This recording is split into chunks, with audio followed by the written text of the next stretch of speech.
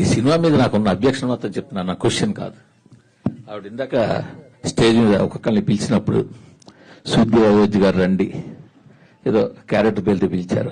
ఆయన ఏమని పిలిచారండి మీరు రమ్మని స్టేజ్ మీకి? పంతులు గారు రండి అని పిలిచారు. అదే ఎందుకు అలా పిలవాల్సి వచ్చిందంటే ఆవిడ తప్పు కాదండి. సినిమాలో హీరో కులం ఏమైనా చెప్పారా? హీరోయిన్ కులం చెప్పారా?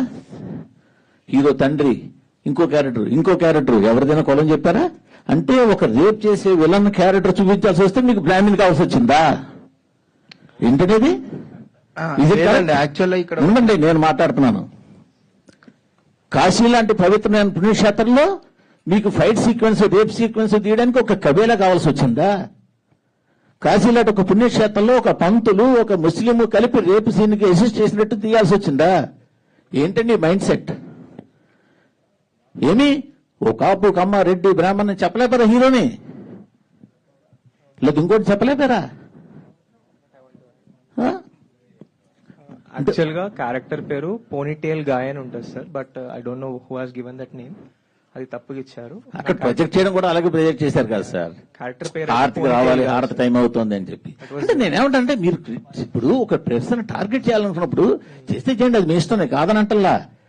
నేను ఇది ఎక్కడైనా ఒక ఇండికేషన్ ఇచ్చారా? ఒక ఇంటి పేరు చెప్పారా? అయ్యో హీరో ఇప్పుడు ఆయన పేరు హనురెడ్డి, బట్ సినిమాలో అయితే రెడ్డి కాదు కదా. చెప్పడంలో మేబీ ఆయన రైటరు, ఆయన ఇంగ్లీష్ కాదు కదా. ఆవిడ శుద్ధి ఏజ్ ప్రపంచంలో దేనికైనా ఉండొచ్చు. కరెక్టే సార్. అక్కడ వాళ్ళకి ఇవ్వడం అంటే తప్పుగా ఇచ్చారేమో. బట్ మీరు కాశీలాంటి పుణ్యక్షేత్రంలో చేస్తున్నారా? అక్కడ కబేళ పెట్టి కబేళలో రేప్ సీన్ ఫైట్ సీన్ పెడతారా? అక్కడ యాక్చువల్ గా sir there are lot of people are there sir అక్కడ. What we have studied sir. ఇంక మీరు ఎన్ని చెప్పినా అది ఎక్స్క్యూజ్ కాదండి. ఈవెన్ డైరెక్టర్ వస్తే నేను యాక్చువల్గా డైరెక్టర్ ఇది అడగడానికి కోసం వచ్చానండి. ఓకే కాదండి, అది ఏంటది? ఇదే తీయండి, ఇంకొక క్యారెక్టర్ ఇంకో క్యాస్ట్ పెట్టి అప్పుడు తెలిసి ఉండేది. సార్ మూర్తి గారు 1 సెకండ్.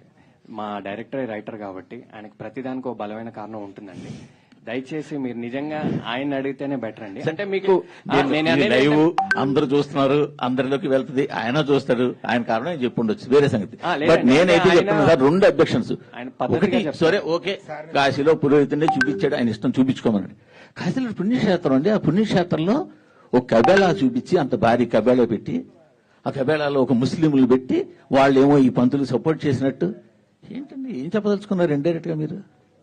ఏమి అంతవరకు చెప్పాల్సిన సినిమా మొత్తం మీరు అంత చేశారు కదా. క్లాసిక్ గా గీతాంజలి క్యాసెట్ పెట్టావు, హెడ్ ఫోన్స్ పెట్టావు, దాన్ని నేను